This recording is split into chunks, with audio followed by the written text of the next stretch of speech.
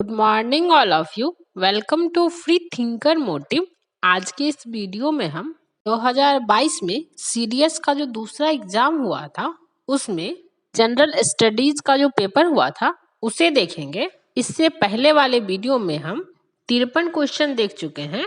इस वीडियो में हम बचे हुए सभी क्वेश्चनों को देखेंगे। इस चैनल पर नए आए हैं तो इस चैनल को सब्सक्राइब करें। देखते हैं 54 नंबर क्वेश्चन से। क्वेश्चन है, यदि आप भारत के सभी राज्यों के सभी ग्रामीण शहरों वर्गों और पुरुष महिला श्रेणियों के लिए जन्म के समय आयु संभावित दर्शाने वाली हाल की अवधि की तालिका देखें तो आपको क्या देखने को नहीं मिलेगा। फर्स्ट है, शहरी आयु संभावित ग्रामीण से उच्च है। दूसरा सेंटेंस है, पुरुष आयु संभावित महिला से उच्च है। नीचे दिए कूट का प्रयोग कर सही उत्तर चुनिए। ऑप्शन ए है केवल एक, ऑप्शन बी है केवल दो, ऑप्शन सी है एक और दो दोनों, ऑप्शन डी है ना तो एक ना ही दो। इसका राइट आंसर होगा ऑप्शन बी केवल दो। यदि आप भारत के सभी राज्यों के सभी ग्रामीण शहरी वर्गों और पुरुष से महिला श्रेणियों के लिए जन्म के समय आयु संभाविता दर्शाने वाली हाल की अवधि की तालिका देखें तो पुरुष आयु संभाविता महिला से उच्च है, यह देखने को नहीं मिलेगा। नेक्स्ट क्वेश्चन है, निम्नलिखित कथनों पर विचार कीजिए। सरकार किसान ड्रोन को बढ़ावा दे रही है। पहला है खरपतवार नाशियों के छिड़काव के लिए। दूसरा सेंटेंस है भू अभिलेखों के डिजिटीकरण के लिए। तीसरा है फसल निर्धारण के लिए। उपरोक्त में से कौन सा कथन सत्य है। ऑप्शन ए है पहला और दूसरा, ऑप्शन बी है दूसरा और तीसरा, ऑप्शन सी है केवल एक, ऑप्शन डी है केवल तीन। इसका राइट आंसर होगा ऑप्शन बी दो और तीन। सरकार निम्न कारणों से ड्रोन को बढ़ावा दे रही है। देश में कृषि क्षेत्र को बढ़ावा देने के लिए, फसल मूल्यांकन, भूमि अभिलेखों के डिजिटीकरण के लिए यह एक नई बढ़त क्रांति की शुरुआत करेगा, क्योंकि उच्च क्षमता वाले ड्रोन का उपयोग सब्जियों, फलों, मछलियों को सीधे खेतों से बाजार तक ले जाने के लिए किया जाएगा। भारत में ड्रोन बाजार के विकास से युवाओं के लिए रोजगार के नए अवसर उत्पन्न होंगे। नेक्स्ट क्वेश्चन है, हाल ही में प्रारंभ किया गया जन समर्थ पोर्टल। ऑप्शन ए है नागरिकों को अभी प्रमाणित स्वास्थ्य सूचना के लिए एकल बिंदु पहुंच प्रदान करता है। ऑप्शन बी है उपयोगी कृषि विशिष्ट सूचना के लिए संपर्क साधनों में किसानों की सहायता करता है। ऑप्शन सी है अखिल भारतीय ई सरकारी सेवाओं तक पहुंच प्रदान करता है। ऑप्शन डी है सरकारी ऋण योजनाओं के लिए संपर्क उपलब्ध करवाता है। इसका राइट आंसर होगा ऑप्शन डी, सरकारी ऋण योजनाओं के लिए संपर्क उपलब्ध कराता है। भारत सरकार के द्वारा आम आदमी तक लोन सुविधा की आसान पहुंच के लिए एक पोर्टल लॉन्च किया गया है। इस पोर्टल का नाम सरकार ने जन समर्थ पोर्टल रखा है। मुख्य तौर पर इस पोर्टल पर भारत का कोई भी व्यक्ति शिक्षा, बिजनेस, एग्रीकल्चर व स्वरोजगार लोन प्राप्त करने हेतु पात्रता के मापदंडों को चेक कर सकता है। नेक्स्ट क्वेश्चन है, हाल ही में भारत ने अपना पहला द्रव दर्पण दूरबीन कहाँ स्थापित किया है। ऑप्शन ए है हिमाचल प्रदेश, ऑप्शन बी है उत्तराखंड, ऑप्शन सी है लद्दाख, ऑप्शन डी है अरुणाचल प्रदेश। इसका राइट आंसर होगा ऑप्शन बी उत्तराखंड। भारत की पहली द्रव दर्पण दूरबीन उत्तराखंड में स्थापित की गई है। यह एशिया का सबसे बड़ा लिक्विड मिरर टेलीस्कोप है। यह सुपरनोवा अंतरिक्ष मलबे और क्षुद्र ग्रहों जैसे क्षणिक या परिवर्तनशील वस्तुओं की पहचान करने के लिए ओवरहेड आकाश का निरीक्षण करेगा। नेक्स्ट क्वेश्चन है, राष्ट्रीय जनजाति अनुसंधान संस्थान कहाँ स्थित है। ऑप्शन ए है बिलासपुर, ऑप्शन बी है रायपुर, ऑप्शन सी है रांची, ऑप्शन डी है नई दिल्ली। इसका राइट आंसर होगा ऑप्शन डी नई दिल्ली। 7 जून 2022 को नई दिल्ली में राष्ट्रीय जनजाति अनुसंधान संस्थान का उद्घाटन किया गया। जनजातीय मामलों के मंत्रालय द्वारा आज़ादी का अमृत महोत्सव के एक भाग के रूप में राष्ट्रीय जनजातीय अनुसंधान संस्थान का उद्घाटन किया गया। यह संस्थान शैक्षणिक, विधायी और कार्यकारी क्षेत्रों में जनजातीय चिंताओं, मामलों और मुद्दों का एक प्रमुख केंद्र बन गया है। नेक्स्ट क्वेश्चन है, निम्नलिखित में से किस खेल ने अवनी लेखरा ने उत्कृष्ट प्रदर्शन किया है? ऑप्शन ए है टेबल टेनिस, ऑप्शन बी है साइकिलिंग, ऑप्शन सी है निशानेबाजी, ऑप्शन डी है मुक्केबाजी। इसका राइट आंसर होगा ऑप्शन सी निशानेबाजी। अवनी लेखरा एक भारतीय पैरालंपियन और राइफल शूटर हैं। इन्होंने टोक्यो 2020 में पैरालंपिक में 10 मीटर एयर राइफल स्टैंडिंग में स्वर्ण पदक और 50 मीटर राइफल 3 पोजीशन में कांस्य पदक जीता। इन्हें राजस्थान सरकार द्वारा सहायक वन संरक्षण में आउट ऑफ टर्न नियुक्त किया गया है। नेक्स्ट क्वेश्चन है, शुक्र ग्रह का वायुमंडल किसके घने और पीतवर्णी बादलों से बना है? ऑप्शन ए है क्लोरीन, ऑप्शन बी है सल्फ्यूरिक अम्ल, ऑप्शन सी है नाइट्रिक अम्ल, ऑप्शन डी है ब्रोमीन। इसका राइट आंसर होगा ऑप्शन बी सल्फ्यूरिक अम्ल। शुक्र ग्रह पृथ्वी के सबसे नजदीक का ग्रह है। शुक्र ग्रह का वातावरण पृथ्वी की तुलना में ज्यादा सघन और गर्म है। सतह का पर तापमान 740 केल्विन है, जबकि दबाव 93 बार है। शुक्र का वातावरण सल्फ्यूरिक एसिड से बने अपारदर्शी बादलों का पोषण करता है, जो सतह के पृथ्वी आधारित प्रकाशीय और कक्षीय अवलोकनों को असंभव बनाता है। नेक्स्ट क्वेश्चन है, रोगी के आहार में निम्नलिखित में से कौन सा धातु लवण देने के बाद रोगी के उदर यानी आहार नालिका की जांच एक्सरे से की जाती है? ऑप्शन ए है बेरियम सल्फेट, ऑप्शन बी है बेरियम क्लोराइड, ऑप्शन सी है स्ट्रोनीशियम सल्फेट, ऑप्शन डी है मैग्नीशियम क्लोराइड। इसका राइट आंसर होगा ऑप्शन ए बेरियम सल्फेट। रोगी के आहार में बेरियम सल्फेट देने के बाद रोगी के उदर की जांच एक्सरे से की जाती है। यह पाचन तंत्र की परत को लेपित करता है, जिससे पेट के हिस्से की सटीक एक्सरे प्राप्त हो जाती है। नेक्स्ट क्वेश्चन है, रुधिर अंग शुक्र जैसे जैव ऊतकों के भंडारण के लिए निम्न तापमान उपेक्षित होता है, जिसे किसके प्रयोग से प्राप्त किया जा सकता है? ऑप्शन ए है द्रव नाइट्रोजन, ऑप्शन बी है ठोस कार्बन डाइऑक्साइड, ऑप्शन सी है द्रव वायु, ऑप्शन डी है हीलियम। इसका राइट आंसर होगा ऑप्शन ए द्रव नाइट्रोजन। रुधिर अंग सीमन जैसे जैव ऊतकों के भंडारण के लिए निम्न तापमान अपेक्षित होता है, जिसे द्रव नाइट्रोजन के प्रयोग से प्राप्त किया जा सकता है। यह अपने ठंडे तापमान और कम क्रियाशीलता के कारण उपयोग में ली जाती है। नेक्स्ट क्वेश्चन है, रेल पटरियां जोड़ने में किसके साथ अभिक्रिया के लिए लौह ऑक्साइड का प्रयोग किया जाता है? ऑप्शन ए है एल्युमिनियम, ऑप्शन बी है जस्ता, ऑप्शन सी है ट्राम, ऑप्शन डी है टीन। इसका राइट आंसर होगा ऑप्शन ए एल्युमिनियम। रेल पटरियां जोड़ने में एल्युमिनियम के साथ अभिक्रिया के लिए लौह ऑक्साइड का प्रयोग किया जाता है। नेक्स्ट क्वेश्चन है, मध्यकाल में मुंजानिक क्या था?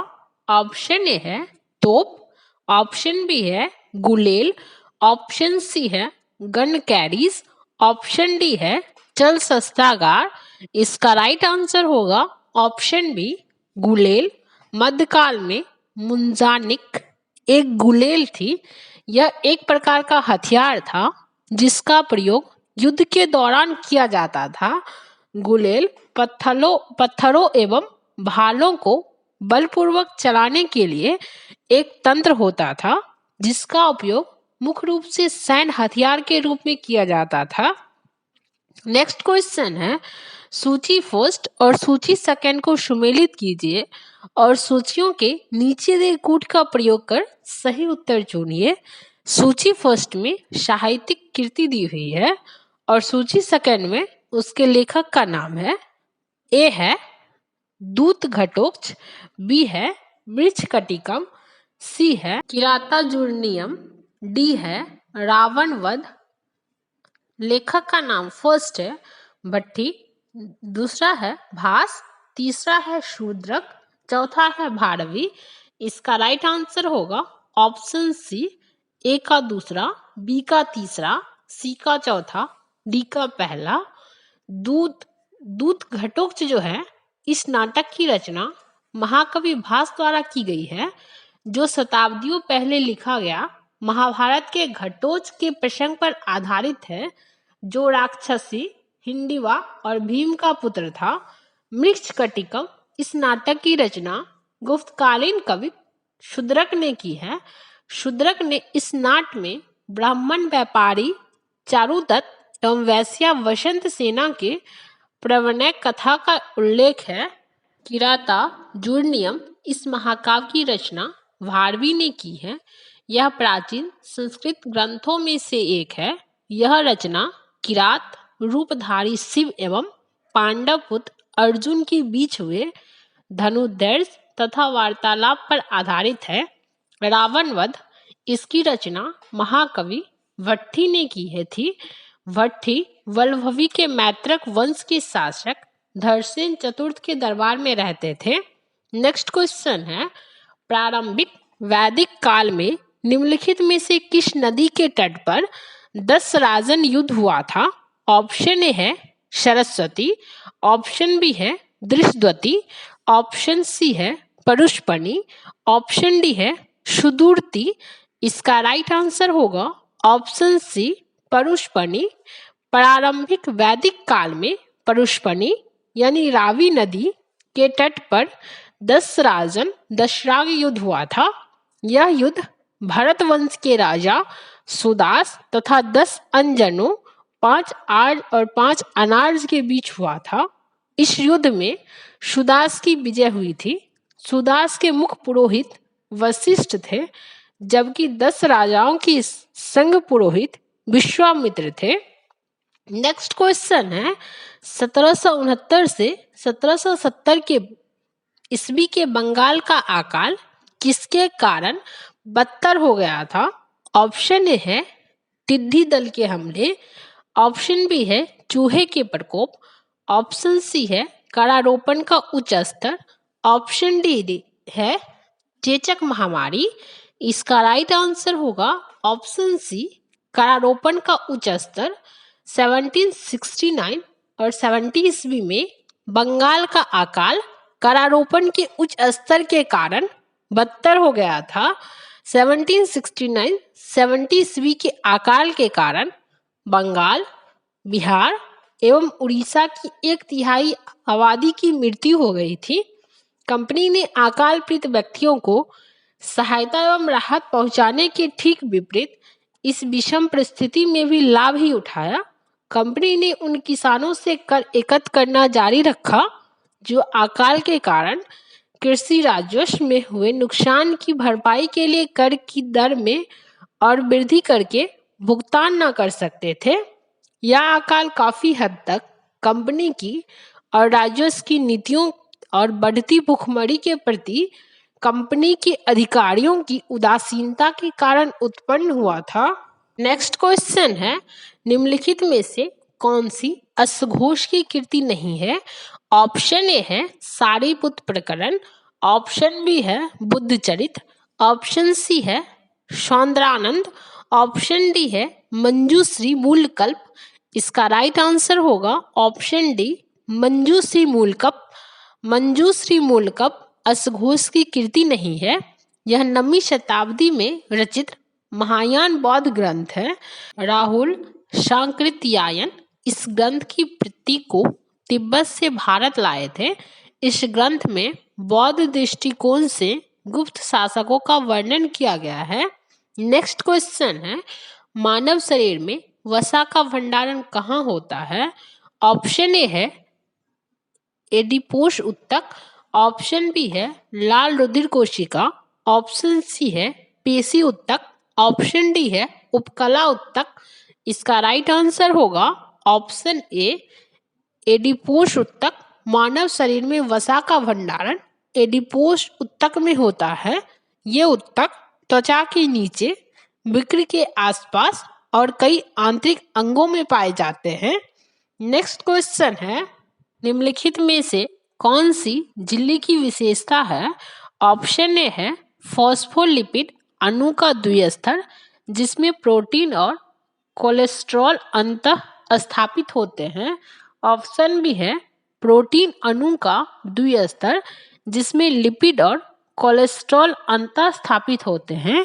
ऑप्शन सी है उदासीन लिपिड का द्विस्तर, जिसमें प्रोटीन और कोलेस्ट्रॉल अंतः स्थापित होते हैं। ऑप्शन डी है उदासीन लिपिड का द्विस्तर, जिसमें कोलेस्ट्रॉल और प्रोटीन नहीं होते हैं। इसका राइट आंसर होगा ऑप्शन ए फॉस्फोलिपिड अणु का द्विस्तर, जिसमें प्रोटीन और कोलेस्ट्रॉल अंतः स्थापित होते हैं। झिल्ली फॉस्फोलिपिड अणु का द्विस्तर, जिसमें प्रोटीन और कोलेस्ट्रॉल अंतः स्थापित होते हैं। यह झिल्ली वांछित पदार्थों के आवागमन में उपयोगी होती है। वो अवांछित पदार्थों के गमन को रोकती है। इन्हें जैव झिल्लियां भी कहा जाता है। नेक्स्ट क्वेश्चन है, मानव आहार नालिका में निम्नलिखित में से किस भाग की लंबाई सबसे अधिक हो सकती है? ऑप्शन ए है अमाशय, ऑप्शन बी है क्षुद्रांत, ऑप्शन डी है बृहदांत, ऑप्शन डी है मलाशय। इसका राइट आंसर होगा ऑप्शन बी क्षुद्रांत। मानव आहार नाल में क्षुद्रांत की लंबाई सबसे अधिक होती है। क्षुद्रांत में ही भोजन का सबसे अधिक पाचन और अवशोषण होता है। नेक्स्ट क्वेश्चन है, समृद्धि के लिए हिंद प्रशांत आर्थिक ढांचा Indo Asiatic economic framework for prosperity का गठन करते समय सदस्य देशों ने 4 स्तंभों पर भावी समझौता वार्ता के लिए सामूहिक परिचर्चा शुरू की है। उन स्तंभों में निम्नलिखित में से कौन सा सही नहीं है? ऑप्शन ए है स्वच्छ ऊर्जा, विकार्बनन और आधारभूत संरचना। ऑप्शन बी है रक्षा सहयोग और आसूचना साझा करना। ऑप्शन सी है आपूर्ति श्रृंखला। ऑप्शन डी है कर व भ्रष्टाचार निवारण। इसका राइट आंसर होगा ऑप्शन बी रक्षा सहयोग और आसूचना साझा करना। समृद्धि के लिए हिंद प्रशांत आर्थिक ढांचा इकोनॉमिक फ्रेमवर्क फॉर प्रोस्पेरिटी के स्तंभों में रक्षा सहयोग और आसूचना साझा करना शामिल नहीं है। IPEF के 4 स्तंभ हैं। पहला स्तंभ आपूर्ति श्रृंखला प्रतिस्थापन लचीलापन है। दूसरा स्तंभ स्वच्छ ऊर्जा विकार्बन है। तीसरा स्तंभ आधारभूत संरचना है। चौथा स्तंभ कराधान और भ्रष्टाचार विरोधी पहल है। IPEF में क्वाड के सदस्य देशों भारत, जापान, ऑस्ट्रेलिया, अमेरिका के अलावा 10 आसियान देश, दक्षिण कोरिया और न्यूजीलैंड शामिल है। 23 मई 2022 को अमेरिका के राष्ट्रपति जो बाइडेन ने IPEF पर एक चर्चा का अनावरण किया था। नेक्स्ट क्वेश्चन है, कभी कभी समाचारों में डोनेट्स्क और लुहांस्क क्षेत्रों का उल्लेख होता है। वे किसके पृथकतावादी क्षेत्र हैं? ऑप्शन ए है इंडोनेशिया, ऑप्शन बी है सूडान, ऑप्शन सी है यूक्रेन, ऑप्शन डी है यमन। इसका राइट आंसर होगा ऑप्शन सी यूक्रेन। डोनेट्स्क और लुहांस्क क्षेत्र यूक्रेन के पृथकतावादी क्षेत्र है। पूर्वी यूक्रेन का डोनाबास क्षेत्र वर्ष 2014 में रूसी समर्थक अलगाववादी आंदोलन का सामना कर रहा था। फरवरी 2022 में रूस द्वारा यूक्रेन पर हमले की आशंका से उत्पन्न तनाव को समाप्त करने के लिए पश्चिमी देशों की ओर से किए गए आह्वान के बावजूद रूस ने पूर्वी यूक्रेन के इन अलगाववादी क्षेत्रों को स्वतंत्र क्षेत्रों के रूप में मान्यता दे दी है। नेक्स्ट क्वेश्चन है, हाल ही में निम्नलिखित में से किन देशों को वित्तीय कार्यवाही कार्यबल की ग्रे सूची में रखा गया है? ऑप्शन ए है बोल्विया और मोजाम्बिक, ऑप्शन बी है कोलंबिया और इक्वाडोर, ऑप्शन सी है इराक और कतार, ऑप्शन डी है तुर्की और यूएई। इसका राइट आंसर होगा ऑप्शन डी तुर्की और यूएई। उपरोक्त जो देश दिए हुए हैं, इन देशों में तुर्की और यूएई के वित्तीय कार्रवाई की ग्रे सूची में रखा गया है। 4 मार्च 2022 को financial action task force FATF ने संयुक्त अरब अमीरात को अपनी ग्रे लिस्ट में शामिल किया है। तुर्की इस सूची में पहले से शामिल था। FATF 1989 में G7 देशों द्वारा स्थापित एक अंतर सरकारी निकाय है। यह मुख्य रूप से एक नीति निर्माण निकाय है और इनका कार्य धन शोधन और आतंकवाद के वित्त पोषण से निपटने के लिए देश की वित्तीय प्रणाली में सुधारों को बढ़ावा देना है। इसकी ग्रे सूची को आधिकारिक तौर पर अन्य निगरानी वाले क्षेत्रों को क्षेत्राधिकारियों की सूची के रूप में जाना जाता है। नेक्स्ट क्वेश्चन है, निम्नलिखित में से कौन प्रदत्त निधि सुविधा के माध्यम से किसी देश की सहायता करता है जिसकी चर्चा प्रायः समाचारों में होती है? ऑप्शन ए है अंतर्राष्ट्रीय कृषि विकास निधि, ऑप्शन बी है अंतर्राष्ट्रीय मुद्रा कोष, ऑप्शन सी है अंतर्राष्ट्रीय पुनर्निर्माण और विकास बैंक, ऑप्शन डी है संयुक्त राष्ट्र विकास कार्यक्रम।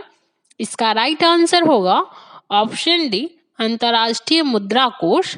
अंतर्राष्ट्रीय मुद्रा कोष प्रदत्त निधि सुविधा के माध्यम से किसी देश की सहायता करता है।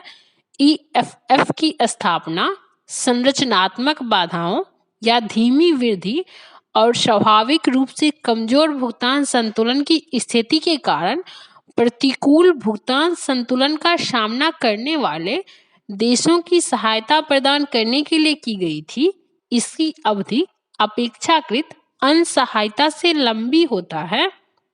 नेक्स्ट क्वेश्चन है, कभी कभी समाचारों में इथेरियम, सोलाना, पोल्का डॉट और टीथर पदों का उल्लेख किनके संदर्भ में किया जाता है?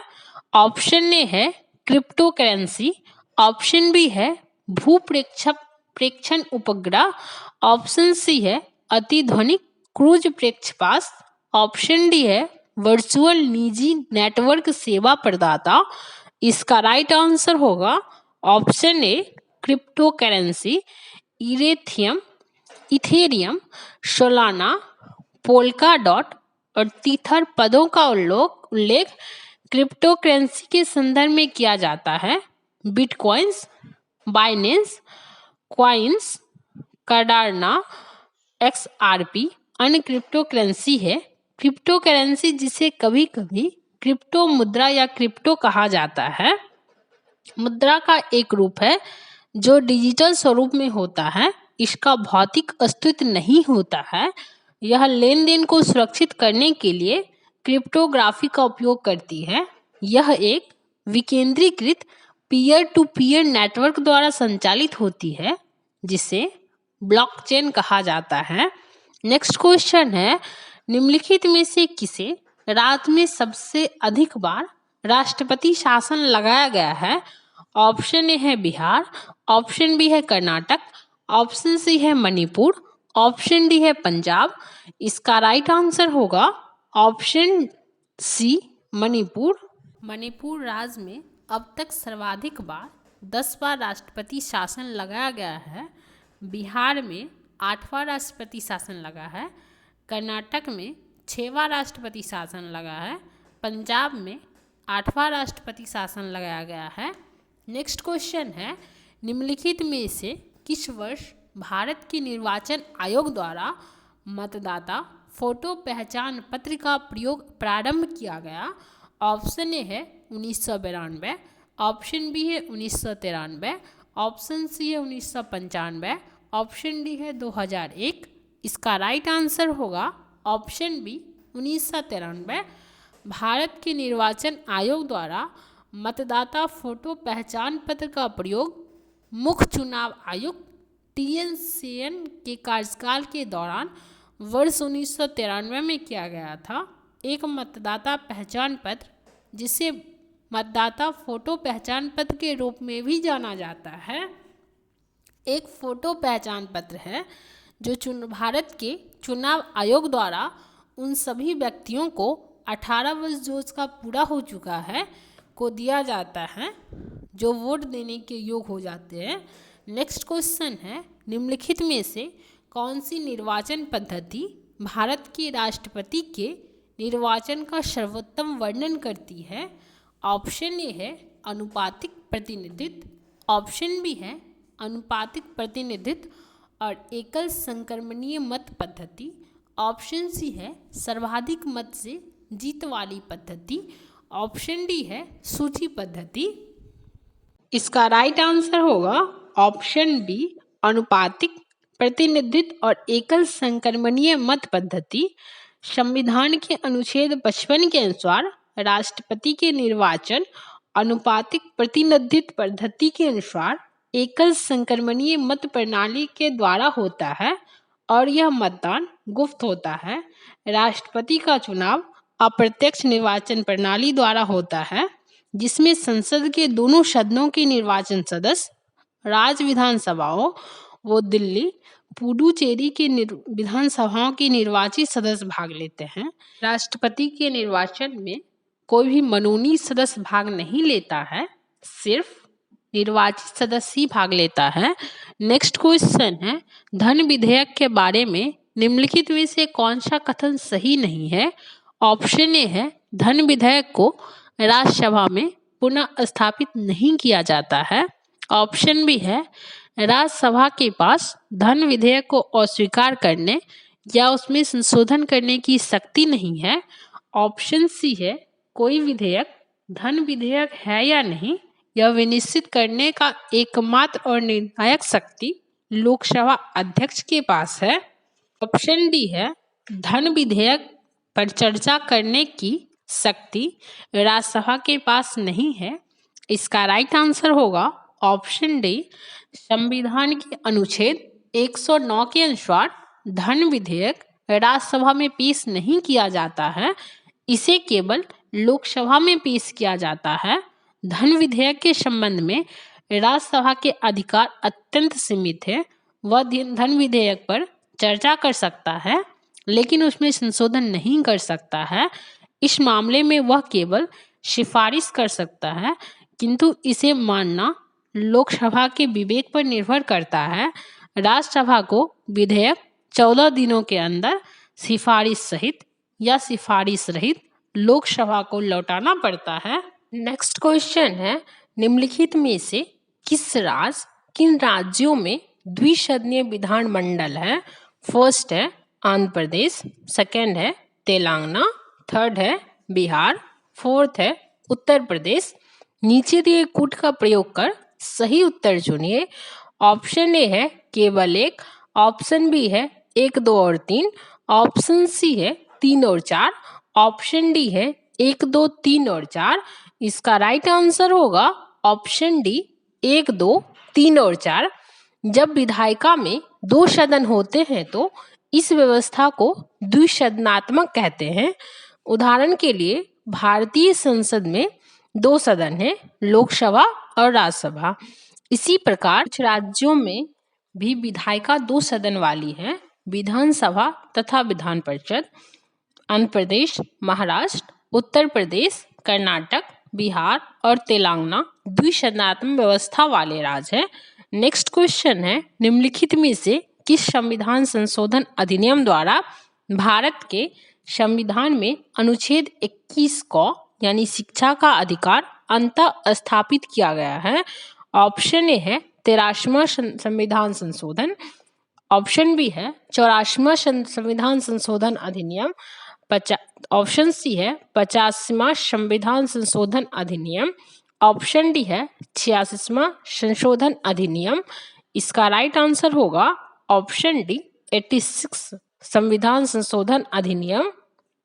86 संविधान संशोधन विधेयक 12 दिसंबर 2002 को पारित हुआ। इस विधेयक में 6 से 14 वर्ष की आयु वर्ग के सभी बच्चों को राज्य द्वारा मौलिक अधिकार के रूप में मुफ्त प्राथमिक शिक्षा देने का प्रावधान किया गया है। 86 संविधान संशोधन 2002 के अंतर्गत मूल अधिकारों में अनुच्छेद 21 को सम्मिलित किया गया है। नेक्स्ट क्वेश्चन है, कोई वस्तु ऊंचाई से फर्श पर गिरती है, इसके गिरने के दौरान निम्नलिखित में से कौन सा एकमात्र एक समान बना रहेगा? ऑप्शन ए है इसका त्वरण, ऑप्शन बी है इसका संवेग, ऑप्शन सी है इसकी गतिज ऊर्जा, ऑप्शन डी है इसकी स्थितिज ऊर्जा। इसका राइट आंसर होगा ऑप्शन ए इसका त्वरण। कोई वस्तु ऊंचाई से फर्श पर गिरती है, इसके गिरने के दौरान त्वरण एक समान बना रहेगा क्योंकि उसके वेग में समान समय अंतराल पर समान मात्रा में परिवर्तन होता है। नेक्स्ट क्वेश्चन है, यदि किसी उत्तल लेंस के फोकस पर कोई वस्तु रखी है तो इसका प्रतिबिंब कहाँ बनेगा? ऑप्शन ए है उसी पर फोकस पर, ऑप्शन बी है दूसरी ओर फोकस पर, ऑप्शन सी है लेंस के समाप्ति, ऑप्शन डी है अनंत पर। इसका राइट आंसर होगा ऑप्शन डी अनंत पर। यदि किसी उत्तल लेंस के फोकस पर कोई वस्तु रखी है तो इसका प्रतिबिंब अनंत पर बनेगा।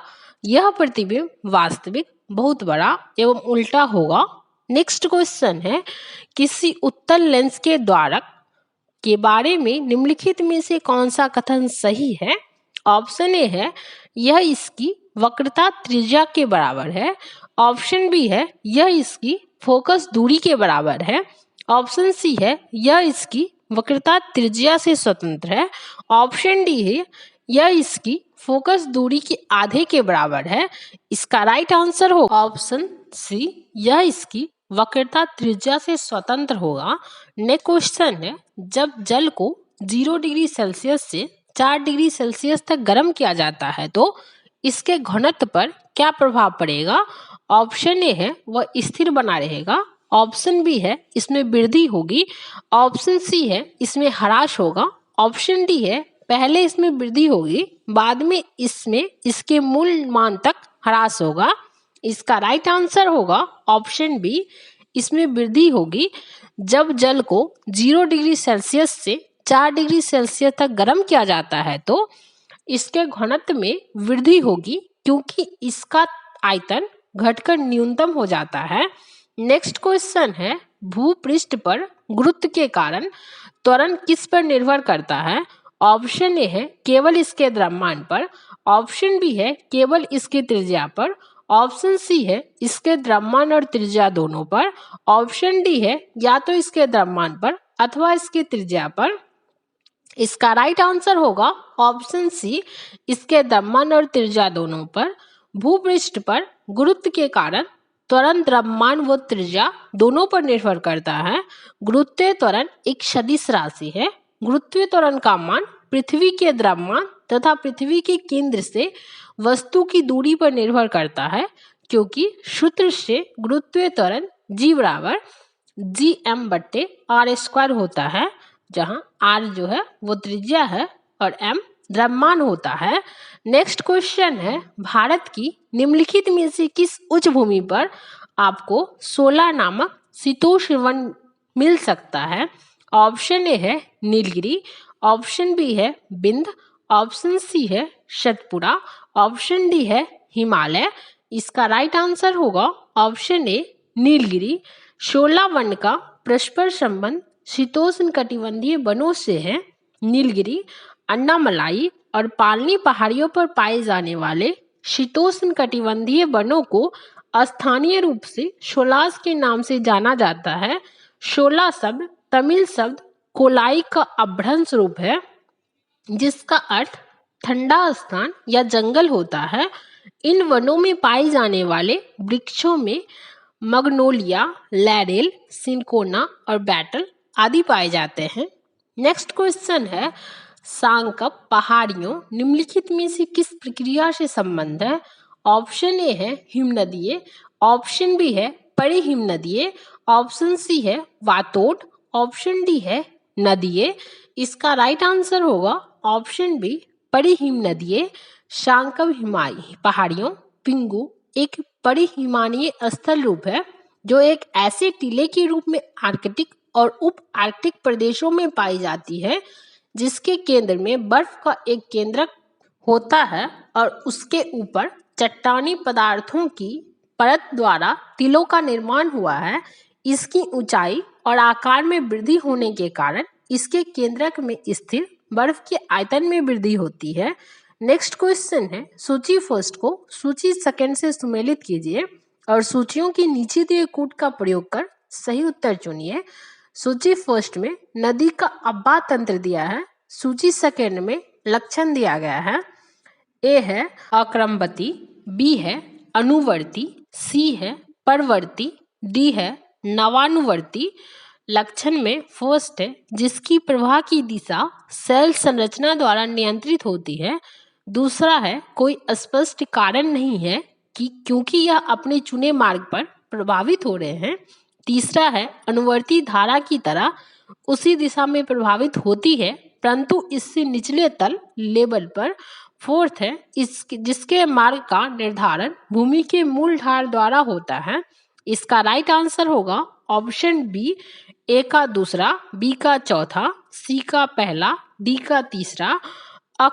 क्रमवती जो है कोई स्पष्ट कारण नहीं है क्योंकि यह अपने चुने मार्ग पर प्रभावित होती है। अनुवर्ती जिसके मार्ग का निर्धारण भूमि के मूल ढाल द्वारा होता है। परवर्ती जिसकी प्रवाह की दिशा सेल संरचना द्वारा नियंत्रित होता है। नवानुवर्ती अनुवर्ती धारा की तरह उसी दिशा में प्रभावित होती है परंतु इससे निचले स्तर पर प्रभावित होती है। नेक्स्ट क्वेश्चन है, निम्नलिखित में से किस प्रक्रिया के चलते कुछ खनिजों में जल अवशोषण के कारण प्रसार होता है जिससे शैल पर अतिरिक्त प्रतिबल पड़ता है? ऑप्शन ए है जल अपघटन, ऑप्शन बी है जल संयोजन, ऑप्शन सी है ऑक्सीकरण, ऑप्शन डी है कार्बोनेटीकरण। इसका राइट आंसर होगा ऑप्शन बी जल योजन। जल योजन अन्नाच्छादन एक प्रकरण है जिसके द्वारा शैलों का संपर्क जल से होने पर शैलों का वियोजन होता है, टूटने लगती है। शैलें जल से सोख लेती है जिससे उनके आयतन में वृद्धि होती है और उनके खनिजों तथा कणों में तनाव उत्पन्न होता है जिससे शैलें फैलकर टूटने लगती है। जलयोजन की क्रिया मृतिका में विशेष रूप से प्रभावशाली होती है जिसके कारण वह छोटे छोटे टुकड़ों एवं कणों में टूट जाती है। नेक्स्ट क्वेश्चन है, भारतीय मरुभूमि जिसे मरुस्थली के नाम से भी जाना जाता है, मान्यता के अनुसार निम्नलिखित में से किस महाकल्प के दौरान समुद्र के नीचे थी? ऑप्शन ए है नूतन जीव महाकल्प, ऑप्शन बी है पुराजीवी महाकल्प, ऑप्शन सी है मध्यजीवी महाकल्प, ऑप्शन डी है अद्ध महाकल्प और कैम्ब्रियन पूर्व महाकल्प। इसका राइट आंसर होगा ऑप्शन सी मध्यजीवी महाकल्प। मध्यजीवी महाकल्प पृथ्वी के भूवैज्ञानिक इतिहास में एक महाकल्प था जो आज से 25.217 करोड़ वर्ष पहले प्रारंभ हुआ और जिसका 6.6 करोड़ वर्ष पहले अंत हुआ। इससे पहले पुराजीवी महाकल्प था और उसके बाद नूतन जीवी महाकल्प आया जो आज तक चल रहा है। मरुभूमि मध्यजीवी महाकल्प के दौरान समुद्र के नीचे थी। नेक्स्ट क्वेश्चन है, निम्नलिखित में से चार्वाक दर्शन की शाखाएं कौन सी थी?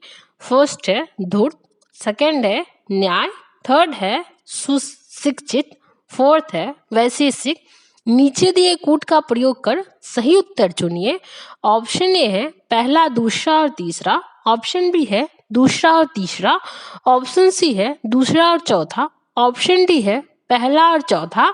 इसका राइट आंसर होगा पहला और चौथा। धूर्त और वैशेषिक। चार्वाक दर्शन एक प्राचीन भौतिकवादी दर्शन है। इसे नास्तिक दर्शन भी कहा जाता है। यह मात्र प्रत्यक्ष प्रमाण को मानता है तथा पारलौकिक सत्ताओं को यह सिद्धांत स्वीकार नहीं करता है। धूर्त और वैशेषिक चार्वाक दर्शन की शाखाएं हैं। नेक्स्ट क्वेश्चन है, 8वीं से 14वीं शताब्दी के दौरान संस्कृत ग्रंथों और अभिलेखों में मुसलमानों को द्योतित करने के लिए निम्नलिखित में से किन पदों का प्रयोग किया गया? पहला है तुरुष्क, दूसरा है ताजिक, तीसरा है पारसिक, चौथा है कर्दमक। नीचे दिए कूट का प्रयोग कर सही उत्तर चुनिए। ऑप्शन ए है पहला, दूसरा और तीसरा। ऑप्शन बी है पहला, दूसरा और चौथा। ऑप्शन सी है दूसरा और तीसरा। ऑप्शन डी है पहला, तीसरा और चौथा। इसका राइट आंसर होगा ऑप्शन ए, पहला, दूसरा और तीसरा। 8वीं सदी से 14वीं शताब्दी के दौरान संस्कृत ग्रंथों और अभिलेखों में मुसलमानों को द्योतित करने के लिए तुरुस्क, ताजिक और पारसिक पदों का प्रयोग किया गया। नेक्स्ट क्वेश्चन है, निम्नलिखित में से किस हड़प्पा नगर के नगर, दुर्ग और निचली शहरी क्षेत्रों के कई बड़े कुंड और जलाशय मिले हैं? ऑप्शन ए है बनावली, ऑप्शन बी है मोहनजोदारो, ऑप्शन सी है धौलावीरा, ऑप्शन डी है राखीगढ़ी। इसका राइट आंसर होगा ऑप्शन सी, धौलावीरा। धौलावीरा का प्राचीन शहर गुजरात राज्य के कच्छ जिले में एक पुरातात्विक स्थल है। यहाँ पाई गई कलाकृतियों में टेराकोटा, मिट्टी के बर्तन, मोती, सोने, तांबे के गहने, मुहरे, मछलीकृत हुक, जानवरों की मूर्तियां, उपकरण, कलश, जलाशयों की व्यापक श्रृंखला आदि मिली है। धौलावीरा का पतन मेसोपोटामिया के पतन के साथ हुआ है, जो अर्थव्यवस्थाओं के एकीकरण का संकेत है। नेक्स्ट क्वेश्चन है, भारत में अश्वारोही सेना के युद्ध के बारे में निम्नलिखित कथनों पर विचार कीजिए। पहला है, लोहे की रकाब ने कवचित योद्धा को बिना गिरे अश्व पर दृढ़ता से बैठने को संभव बनाया है। दूसरा है, लोहे की रकाब की वजह से अश्वारोही बिना संघात के झटके के कारण गिरे शरीर के पास बल्लमों को कम कर पकड़े हुए धावा भी कर पाते हैं। उपरोक्त में से कौन सा कथन सही है?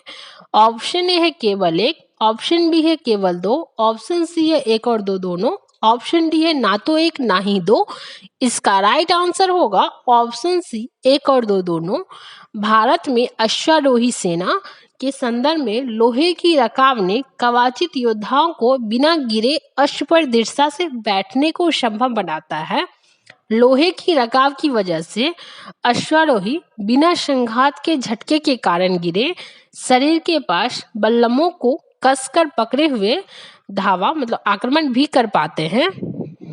नेक्स्ट क्वेश्चन है, 19वीं शताब्दी के पूर्वार्ध में अफगानिस्तान के प्रति ब्रिटिश नीति किस पर लक्षित थी? ऑप्शन ए है रूस के विरुद्ध प्रतिरोधी के रूप में अफगानिस्तान को सशक्त करना, ऑप्शन भी है अफगानिस्तान में रूसी प्रभाव को कम करना लेकिन साथ ही सशक्त अफगानिस्तान को बढ़ावा नहीं देना, ऑप्शन सी है अफगानिस्तान में विद्रोही कबीलाई नेताओं को काबू करने के लिए रूसी प्रभाव को बढ़ावा देना, ऑप्शन डी है प्रत्यक्ष रूप से नियंत्रित ब्रिटिश राज क्षेत्र के रूप में अफगानिस्तान का सम्मेलन। इसका राइट आंसर होगा ऑप्शन बी, अफगानिस्तान में रूसी प्रभाव को कम करना लेकिन साथ ही सशक्त अफगानिस्तान को बढ़ावा नहीं देना। 19वीं शताब्दी के पूर्वार्ध में अफगानिस्तान के प्रति ब्रिटिश नीति अफगानिस्तान में रूसी प्रभाव को कम करना लेकिन साथ ही सशक्त अफगानिस्तान को बढ़ावा नहीं देने पर लक्षित थे। नेक्स्ट क्वेश्चन है, हाल ही में संयुक्त राष्ट्र निम्नलिखित में से किस देश का नाम बदलने के लिए सहमत हुआ? ऑप्शन ए है अल्जीरिया, ऑप्शन बी है जॉर्डन, ऑप्शन सी है मोरक्को, ऑप्शन डी है तुर्की। इसका राइट आंसर होगा ऑप्शन डी, तुर्की। संयुक्त राष्ट्र ने तुर्की के नाम बदलने के अनुरोध को स्वीकार करते हुए अब उसे तुर्कीय कर दिया है। तुर्की के विदेश मंत्री मेवतुल कावुसोगलू ने संयुक्त राष्ट्र महासचिव एंटोनियो गुटेरस को पत्र लिखकर नाम बदलने की मांग की थी।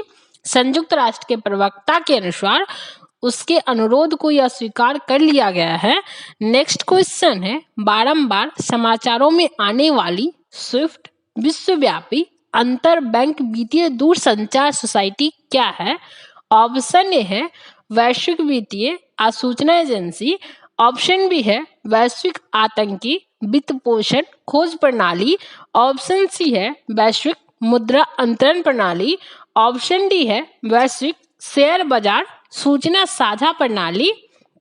इसका राइट आंसर होगा option C, SWIFT society for worldwide interbank financial telecommunication एक मैसेजिंग प्रणाली है। इसे व्हाट्सएप के समान समझा जा सकता है, किंतु व्हाट्सएप के विपरीत इस व्यवस्था का प्रयोग केवल विश्व भर के वित्तीय संस्थान ही कर सकते हैं। स्विफ्ट की शुरुआत का मुख्य उद्देश्य विभिन्न अंतर्राष्ट्रीय वित्तीय संस्थानों के बीच तेजी तथा सुरक्षित तरीकों से संवाद करने का एक नेटवर्क बनाया था।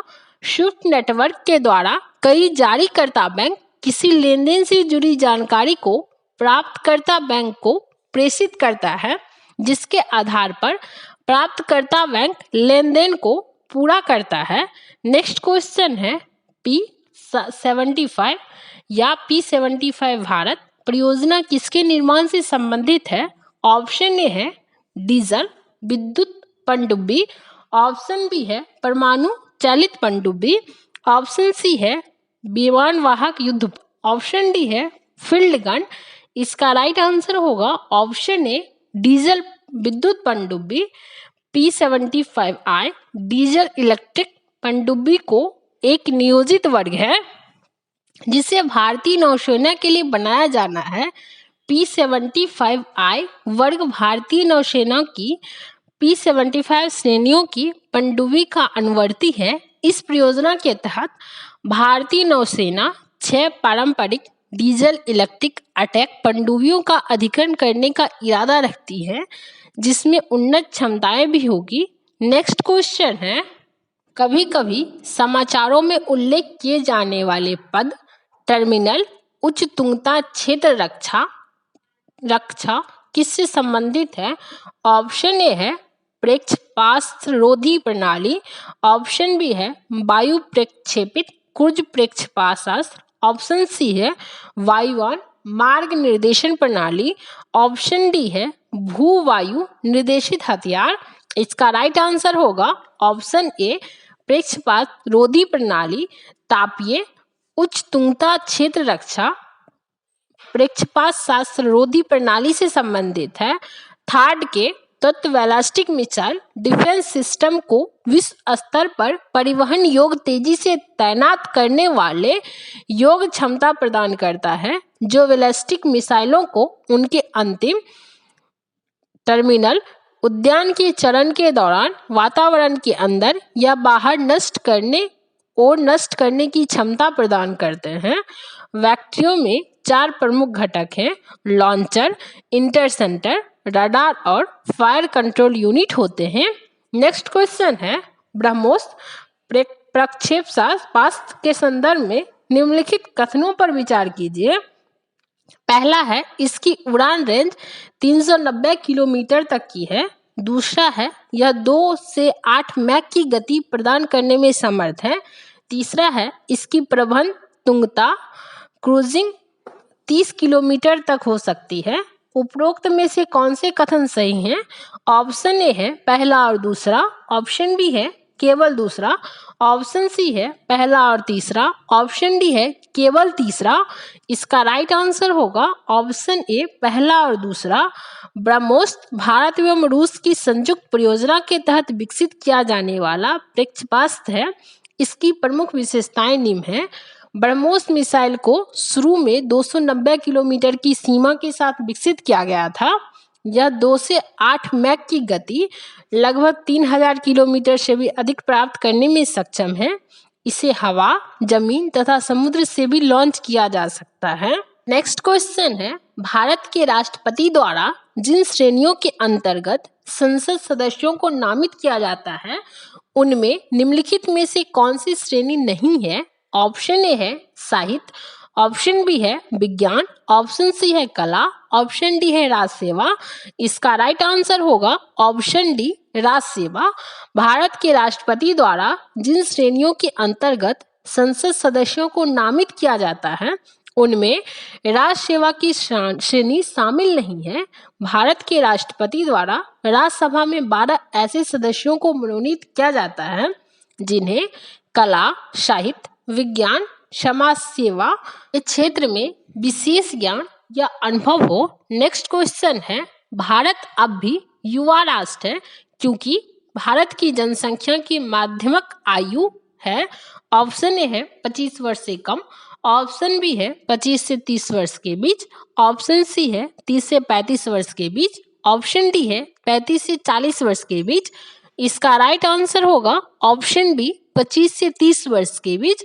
भारत अब भी एक युवा राष्ट्र है क्योंकि भारत की जनसंख्या की माध्यमिक आयु 25 से 30 वर्ष के बीच है तथा वर्ष 2050 तक यह 38 होने का अनुमान है। भारत विश्व में सबसे युवा देश है। इसकी 62% से अधिक आबादी कार्यशील समूह में है। 15 से 59 वर्ष कार्यशील होता है और कुल आबादी का 54% जनसंख्या 25 वर्ष की आयु से कम है। नेक्स्ट क्वेश्चन है, ब्लू हेलमेट्स क्या है? ऑप्शन ए है संयुक्त राष्ट्र शांति रक्षक, ऑप्शन बी है हिंसक गैर राज अभिकर्ता, ऑप्शन सी है नागरिक समाज संगठन, ऑप्शन डी है पर्यावरणीय संगठन।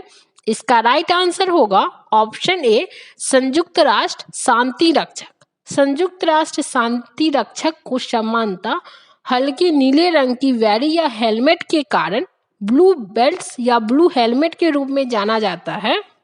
संयुक्त राष्ट्र शांति सैनिकों में सैनिक, पुलिस अधिकारी, नागरिक, कर्मी शामिल होते हैं। संयुक्त राष्ट्र शांति स्थापना वर्ष 1948 में प्रारंभ हुई थी जब संयुक्त राष्ट्र सुरक्षा परिषद के मध्य पूर्व में संयुक्त राष्ट्र सैन्य पर्यवेक्षकों की तैनाती को अधिकृत किया गया था। नेक्स्ट क्वेश्चन है, निम्नलिखित में से कौन सी पूंजीवादी अर्थव्यवस्था से संबद्ध मुख्य विशेषताओं में शामिल नहीं है? ऑप्शन ए है इसमें सामान्यीकृत पण्य उत्पादन होता है, इसका बाजार मूल्य होता है। ऑप्शन बी है उत्पादक संपत्ति प्रधान के रूप में निजी हाथों में होती है। ऑप्शन सी है बाजार सिद्धांतों के अनुसार उपयोगिता काल व्यवस्थित किया जाता है। ऑप्शन डी है आर्थिक संगठन संसाधन आवंटन की कल्पित तर्क संगत प्रक्रिया वाली योजना पर आधारित होता है।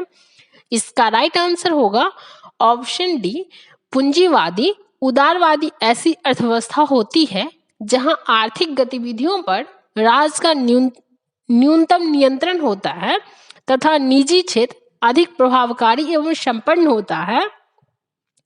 इसकी विशेषताओं में निम्न शामिल है, इसमें सामान्यीकृत पण्य उत्पादन होता है तथा इसका बाजार मूल्य होता है।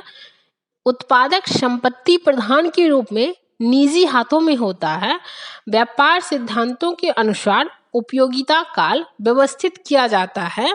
नेक्स्ट क्वेश्चन है, निम्नलिखित में से कौन सा द्विसदनीय पद्धति की शक्ति या मुख्य लाभ नहीं है?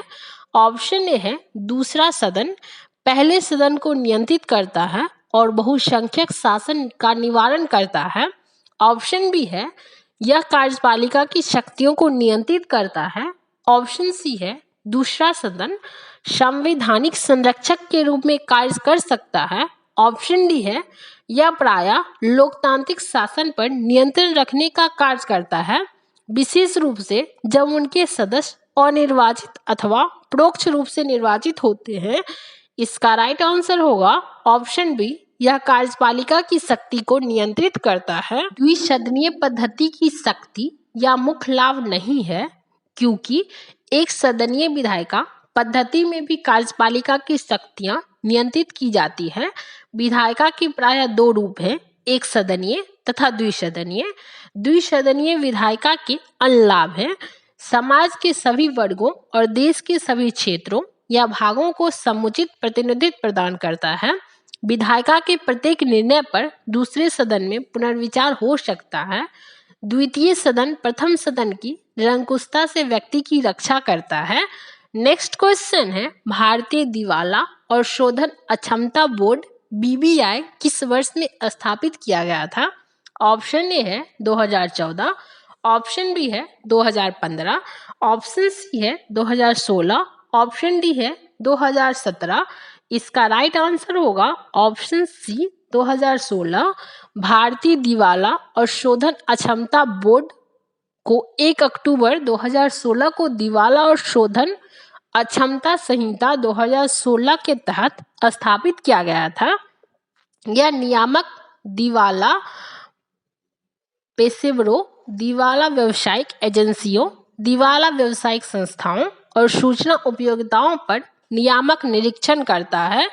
नेक्स्ट क्वेश्चन है, भूकंप के संबंध में उद्गम क्षेत्र के लिए प्रयुक्त अन्य पद निम्नलिखित में से कौन सा है? ऑप्शन ए है अवकेंद्र, ऑप्शन बी है अधिकेंद्र, ऑप्शन सी है समकेंद्र, ऑप्शन डी है मुख केंद्र। इसका राइट आंसर होगा ऑप्शन ए अवकेंद्र। भूकंप के उद्भव स्थान को उसका केंद्र कहते हैं तथा इसके संबंध उद्गम केंद्र के लिए प्रयुक्त शब्द अवकेंद्र कहा जाता है। जबकि भूकंप केंद्र के ठीक ऊपर पृथ्वी पर जहां भूकंपीय लहरों का अनुभव सबसे पहले किया जाता है उसे भूकंप केंद्र कहते हैं। भूकंपों का अध्ययन सिस्मोलॉजी कहलाता है। नेक्स्ट क्वेश्चन है, निम्नलिखित में से कौन सा अंडमान और निकोबार द्वीप समूह का पर्वत शिखर नहीं है? ऑप्शन ए है सैंडल पिक, ऑप्शन बी है माउंट लुइयर, ऑप्शन सी है लोहासे पिक, ऑप्शन डी है माउंट डियावालो। इसका राइट आंसर होगा ऑप्शन सी लोहास्ते पिक। लोहास्ते पिक अंडमान और निकोबार द्वीप समूह का पर्वत शिखर नहीं है। यह विश्व का चौथा सबसे ऊंचा पर्वत है। लोहास्ते पिक चीन के तिब्बत और नेपाल के खम्बू क्षेत्र के बीच की सीमा पर है। अंडमान निकोबार द्वीप समूह बंगाल की खाड़ी में स्थित है। इस द्वीप समूह की सबसे ऊंची चोटी सैंडल पीक है।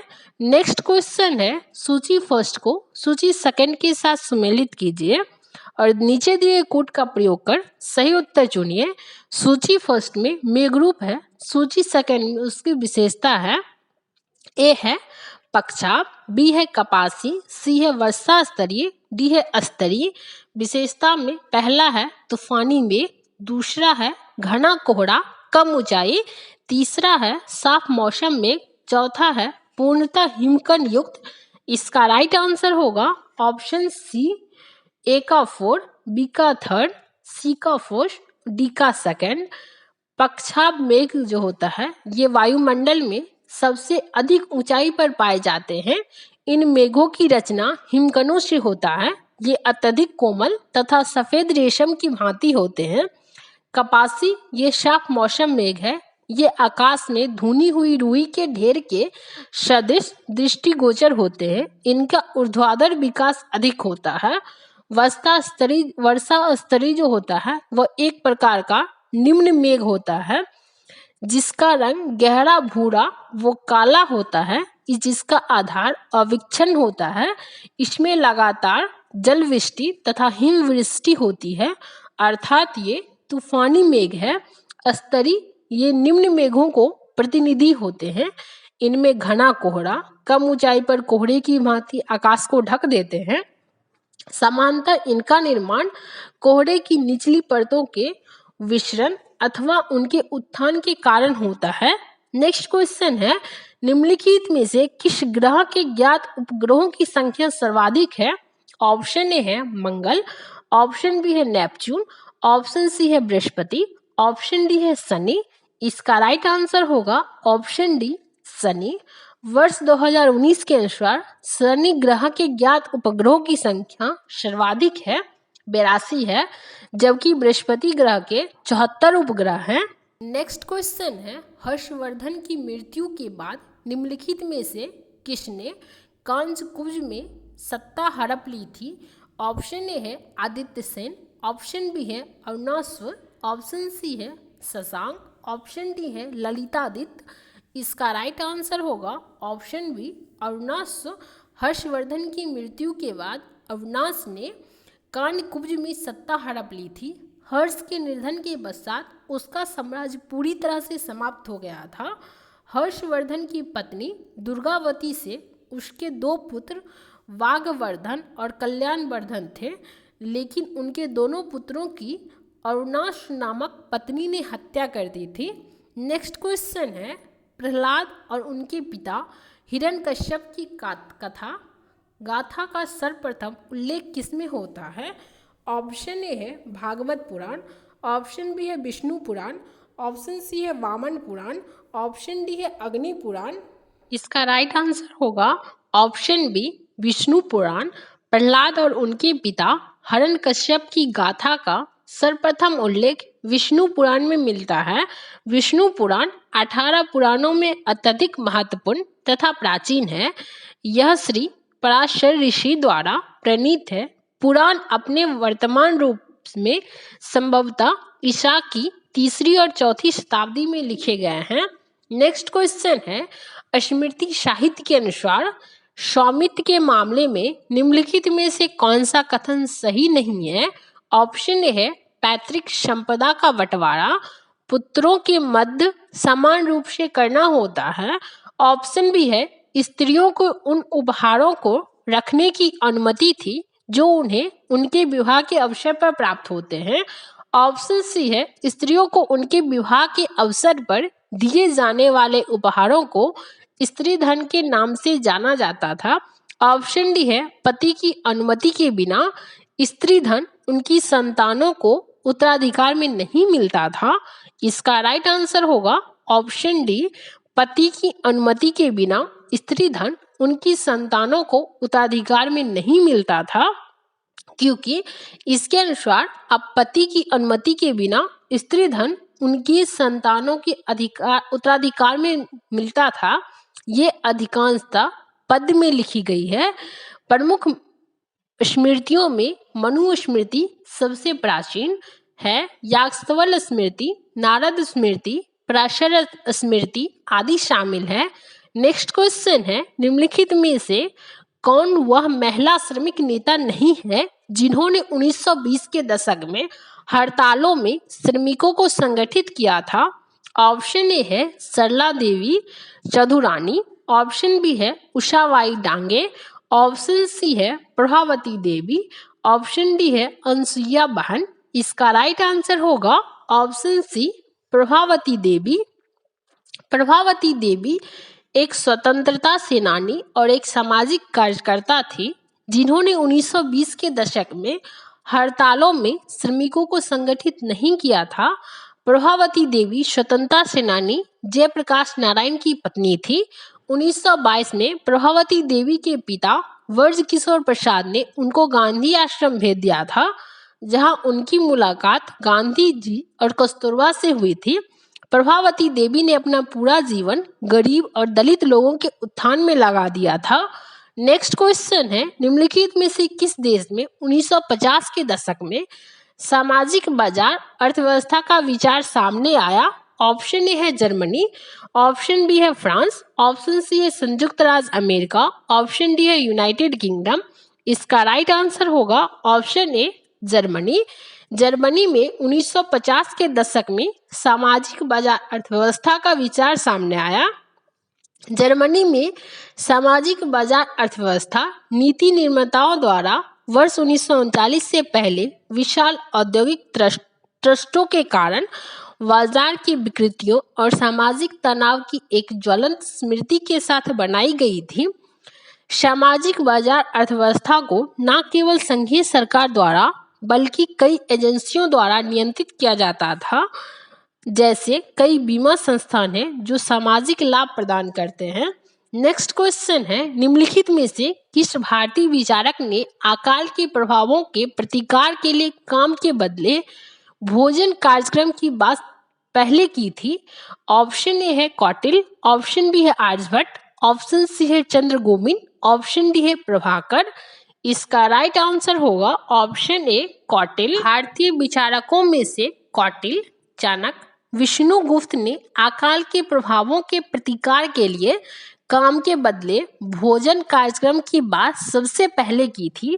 अकाल की चर्चा कौटिल्य द्वारा रचित अर्थशास्त्र नामक ग्रंथ में मिलती है। इसमें अकाल की स्थिति तथा राजा के कार्य करने की जिम्मेदारियों पर बल दिया गया था। यह सुझाव दिया गया था कि अकाल की स्थिति में राजा को जनता के रियायशी शर्तों पर बीज और शाही दुकानों से भोजन वितरित करना चाहिए और भोजन के लिए कार्य जैसे किलों का निर्माण या सिंचाई कार्य करवाना चाहिए। नेक्स्ट क्वेश्चन है रामसर कन्वेक्शन निम्नलिखित में से किस क्षेत्र से संबंधित है?